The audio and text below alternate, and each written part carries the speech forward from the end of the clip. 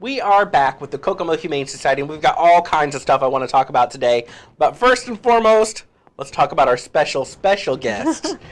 How are you? His name is Harvey. Yep. And he is 10, and he is looking for his forever home. And guys, I know that you look for a dog with great temperament. I know you look for a dog with great heart. He's been in this office now for just a couple minutes, and I'm telling you, this is the dog for you. He is looking for his forever home, and come on, you want to come check him out. And all kinds of pets. Can you tell us a little bit about him? Harvey's 10. He's been with us for a while, and he was actually adopted out once. Okay. And the people who adopted him loved him, but they just got him home, and after a week or so decided they weren't ready for a dog. They had lost one of theirs. So we really encourage people to take their time and think about it before adopting one, because it's hard on the animals to be adopted, get settled, and then return to the shelter. So he's a great dog. They loved him. He's well-mannered, and he's settled down because he's a little older. He doesn't act like 10 years old. No, he doesn't. But he's a really good dog. Beagles are great family pets. And he's full-blooded? Is that what you told me? I think so. He appears to be.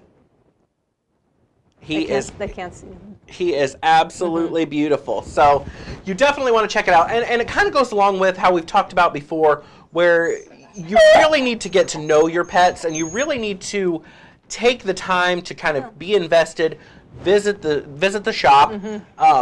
There's plenty of spaces, and he wants to talk too. Yeah, we're happy for people to come as often as you want. I tell people, if you're looking for a pet, haunt the place. Just come in till you find the right dog or cat for you. And we don't mind if people come every day. And we've got, now that it's getting warm, we have the exercise pens outside. Harvey. Exercise pens outside for them to visit with the dogs. He's saying hi. Yes, I always say, do your research. Beagles do have that beagle bark, and so you have to be prepared for that. It's not all the time. He's a little excited now, but because he's on TV. He's on TV, right? Do you want to come up here and sit with me? You do.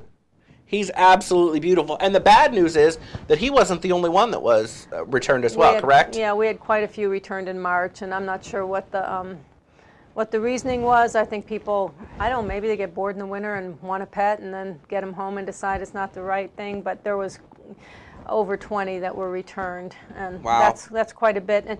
And these have already been adopted out again, but at the same time it is really stressful for the animals to move to a new home, get settled, and then be returned. So we want you to think it over. And we do have a hold. If you want to think it over, it's $25 to hold an animal for 48 hours. And if you adopt the animal, it goes towards their adoption fee. If you don't, it's a donation to the shelter, which is always good. Come here, buddy. And everybody needs a little extra love. And guys, he's so amazing. He's looking for his forever home. And honestly, we've talked about it before, and we can't really stress this enough. Get to know the pets. Make sure you're ready. Make sure you have the right temperament. Make sure you have the right home environment. Make sure you find the right pet, because they cannot stress this enough. You guys, it's a full-time commitment. They need a home just as badly as you need a friend. And we've also been getting a lot of seniors in. He's considered a dog after 6 years old is considered a senior. 6 or 7, I'm not sure how we have it at the shelter, but he's 10 years old. So he came in already neutered. And he's current on his vaccines, and since he came in already neutered, and as a senior, we do a special adoption fee. So his adoption fee is only $25. Wow. So these seniors they're great. You may not have them for quite as long, but it gives you a chance to give this guy a nice home. And actually, 10 years old, he could live till he's 15, depending on the animal. But absolutely, they're all looking for those forever homes, and we're going to take a quick break, and then I want to talk about the Purdue clinic that actually came down, and you guys brought in a trailer and all the hard work that goes in with that. So we'll take a quick break, and we'll be right back. We are back, and I've made a new friend, and guys, I promise you will too. He is absolutely amazing. He was talking to us a little bit beforehand just to say, hey, I'm here, guys. Please come adopt me. But I want to talk a little bit about the trailer that comes from Purdue. It's is it called? It's called Priority for Paws. Okay. And it's a shelter medicine unit, and they come to different shelters they have a 3-week rotation, so we have them come every 3 weeks, and they spay and neuter unowned animals, shelter animals.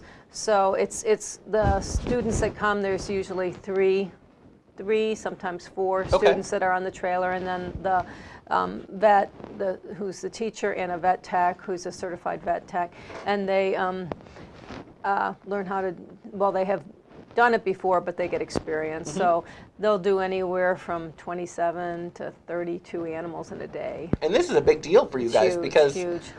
You know, I don't think that people realize how much work and effort that you guys bring to the table when this trailer moves in, because it takes a lot on your staff and the volunteers as well. It's a lot of preparation beforehand. We've got to get all the animals on the logs sent to them and have them all labeled. We have to take their food away the night before, and then we do we have volunteers, wonderful volunteers, and our staff that does the recovery. So once they're spay and neutered, they bring them back to us, and we watch them while they're recovering. We do their respiration, we do their heartbeat, we take their temperature, we do their nails, clean their ears and clip their nails and microchip them.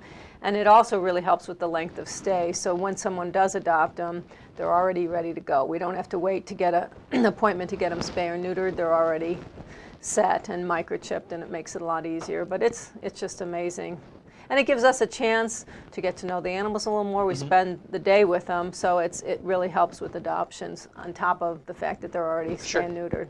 And that helps actually in the future as well with your job to make sure that the pet population is kind of semi-controlled, and at least you're doing your part. No one leaves our shelter without being spay or neutered, but this just makes it, you can walk in there and the majority of animals will be spay or neutered already, so that's really nice. And because we've been on a couple times, and I'm actually starting to get some feedback, and one of the most popular questions that everybody seems to be asking is, how can you not personally get attached to all of the animals that come through, especially when you know the backstory? We talked about a home that was vacant and you found pets there, and the bunnies and things like that. They want to know how you guys as a staff and volunteers don't just take every single pet home. Well, you can't.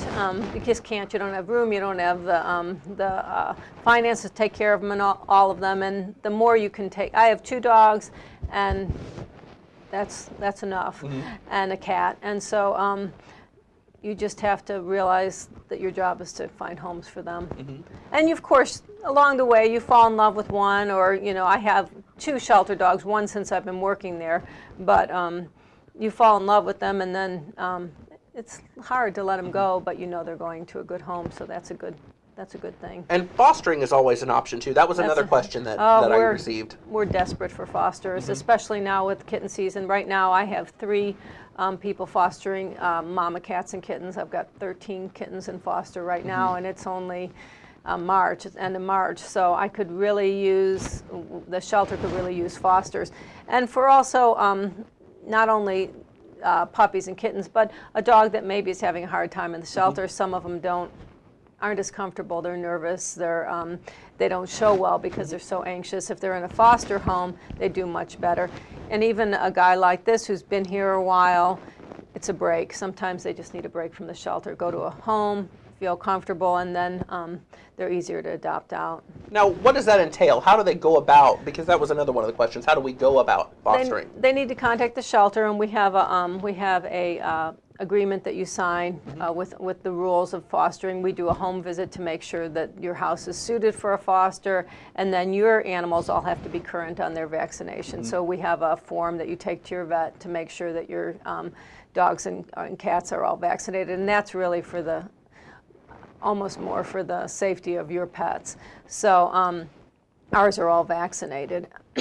So we do that, and then see what we have an interview to see what you want to foster. If you want an older dog, we've got a couple. We have one right now that could really use a foster, an old, fat Chihuahua that needs a weight reduction plan, and she would really benefit from a foster home. Sure. So, and it depends, we find out, are you interested in something for a couple weeks? If we have a 6-week-old kitten that we need someone to keep for 2 weeks, or if we're looking at something more long-term. So that's why we want to get together with you and talk. Now, are there home restrictions? Do they have to have a certain type of? It depends. If we have an animal that's anxious, we really like you to have, we don't want you to necessarily always separate them because you want them to be socialized, but if the need arises, we want you to have somewhere that you can put the animal or put a crate so that they can have quiet time, especially like if you have a mama cat with kittens or a dog with puppies. You want to have a separate room.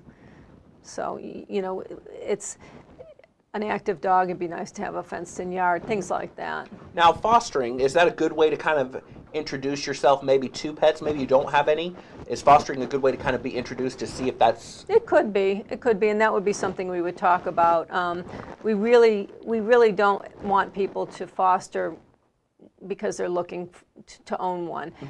We call those failed fosters, and so it's fine to adopt a pet. We have had people who adopt a pet that they fostered, but then they tend not to foster anymore. Oh. So we want you to, you know, that's hard. You think it's hard to let them go from the shelter when they've been living in your home and you've fallen in love with them. It's really hard to let them go, but then you can't help. So I always tell people, this is not about you, it's about the animal.